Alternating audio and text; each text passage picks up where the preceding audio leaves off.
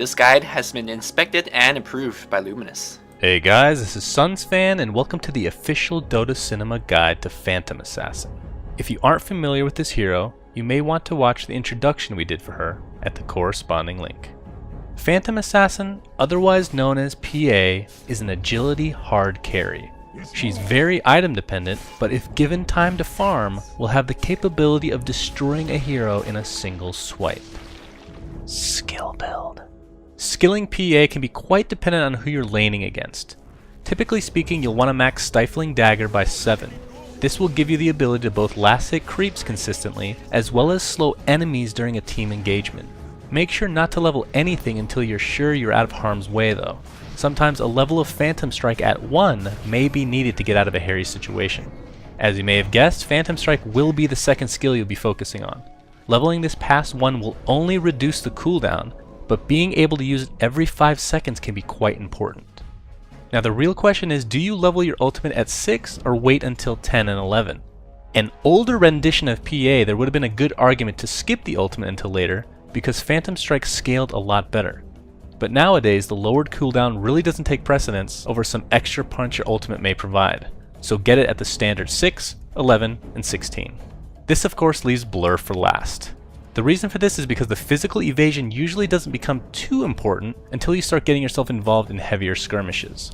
You could opt to skill it at level 4 if you're taking heavy auto attack harassment in lane, but if not, then just wait until your other skills are leveled up. Item build. For starting, get your basic regeneration in combination with some branches to turn into a wand, and either a stout shield or quelling blade. You should have a decent idea of what you'll be going up against in lane, so if you feel you'll be getting harassed, then pick up a stout shield, which you can turn into a poor man's shield. If not, then get a quelling blade for last hitting. If you do choose to go the defensive route, then just note that you still will need a quelling blade at some point in the game. Boots for PA are either power treads or phase boots. This really comes down to personal preference. If you're into the stats gain, as well as stats manipulation that comes with treads, then enjoy your purchase. If you feel you need a little bit more damage to go along with chaseability, then phase boots will do you just fine. The first main item PA players typically go for is a Battle Fury. PA gets cleave because she's 1, very item dependent, and this will boost her farm. 2, she could really use some form of health regeneration, and 3, her critical strike makes a Battle Fury a great item since her farm will be that much more efficient. Speaking of efficiency, if you haven't purchased a quelling blade at this point, please do so. After Battle Fury is finished, PA's last quote-unquote core item will be a BKB. She has good physical evasion, so why not make her that much harder to kill from the big weakness that she has, which of course is magic damage. After this point, there are quite a few luxury items that PA players could think about getting. If you want to get lifesteal, you have a choice between Vlad's, which is nice, or if you want even more survivability, a Helm of Dominator into a Satanic. For damage, a Skull Basher into Abyssal Blade is a popular choice to go with, along with an MKB. A big no-no for PA players is getting a Butterfly. Do not do this since the evasion will not stack at all. Gameplay. Laning with PA is honestly not too bad.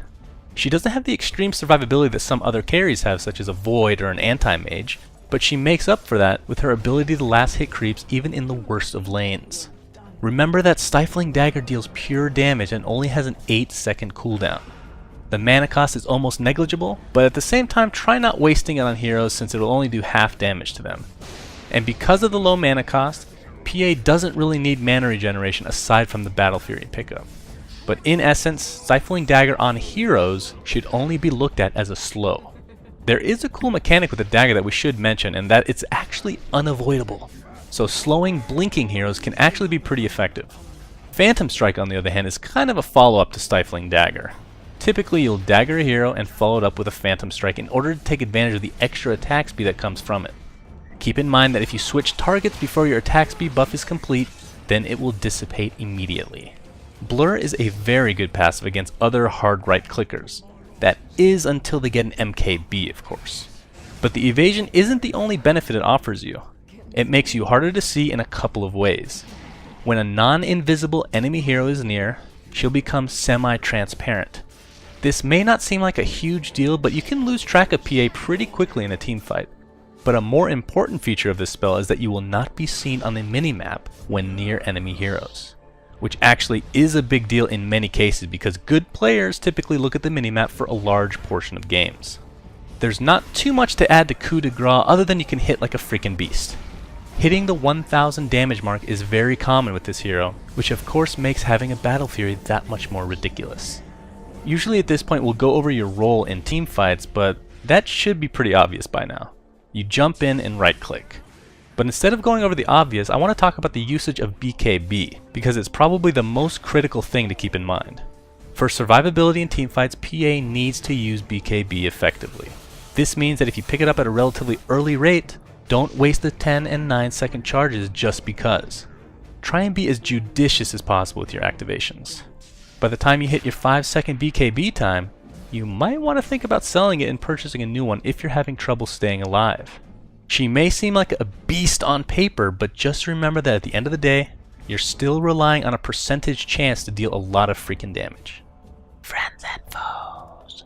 Friends of Phantom Assassin will be those that can get her through the laning stage. This could mean several things. Perhaps a hero that is good at harassing the enemy, therefore allowing you to right-click some creeps. Examples of this would be Venomancer and Lich. More aggressive heroes that will give her opportunity to get some kills because of long-range initiation would include the likes of Tidehunter and Earthshaker. Heroes that PA would rather not go against are pretty easy to come by. Anyone who possesses some good burst damage. There are way too many heroes to fit that description, so we'll just have to name a few, such as Tiny, Queen of Pain, and Zeus. A special mention must go out to Doombringer though, whose ultimate Doom will disable every single one of your skills, including your critical strike, as well as go through BKB. Talk about a hard counter. Thanks for watching, guys, and please remember to subscribe to our YouTube. Also, a big thanks to FlawlezZ and Luminous who helped create this guide. You can check them out at their YouTube